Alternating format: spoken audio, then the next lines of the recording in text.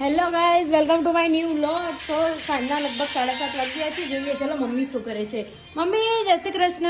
જય શ્રી કૃષ્ણ. શું કરો છો?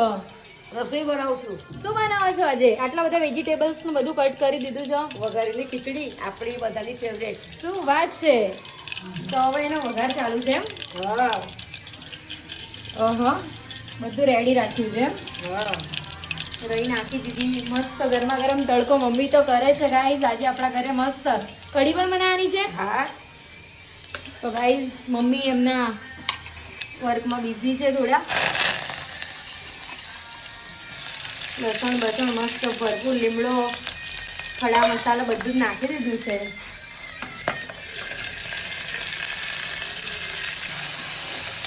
તો ગાઈઝ સવાર હોય તો સાંજ હોય, આપણા ઘરે જ્યારે બી રસોઈ બનતી હોય ને ત્યારે મમ્મીના ફોનમાં ભજન ચાલુ જ હોય નહીં મમ્મી? હા. ભગવાનનું નામ તો મમ્મી લેતા રહે, સાંભળતા રહે અને રસોઈ કરતા રહે નહીં મમ્મી? એક બાજુ મારા ભજન ચાલતા હોય, એક બાજુ મારું રસોઈ કામ ચાલતું હોય. સાચી વાત. તો ગાઈઝ મસ્ત ગરમા ગરમ વઘારેલી ખીચડી બનાય છે. આ દાળ ચોખા ધોઈને લઈ લીધા છે. આ બધા વેજીટેબલ્સ અંદર નાખશે ને આ કઢીનું પણ રેડી કરી રાખ્યું છે. એટલે હવે અડધો કલાકમાં રસોઈ રેડી નહીં મમ્મી? તો ગાઈઝ આજે તમારા ઘરે શું બન્યું છે કોમેન્ટ કરીને જરૂરથી કહેજો ને તમને અમારા વ્લોગ્સ કેવા લાગે છે તે પણ જરૂરથી કહેજો. તો મમ્મી તો કામ મસ્ત કરે છે, તો આપણે પણ હવે આપણે કામ કરવા બેસી જઈશું.